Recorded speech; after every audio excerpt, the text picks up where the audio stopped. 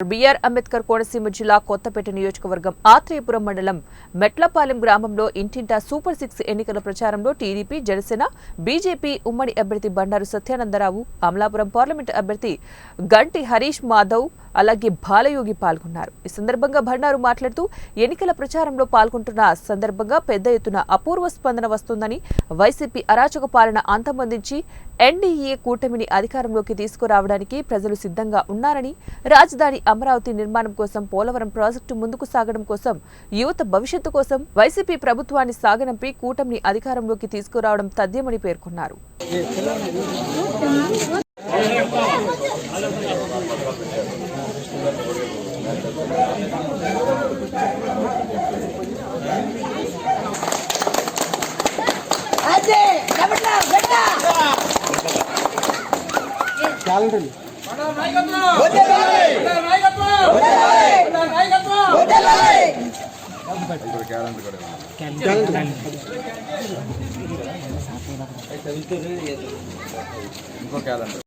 హరీష్ గారు, బాలయ్య గారు ఎంపీ గారు ఉండేవారు కదా మనకి.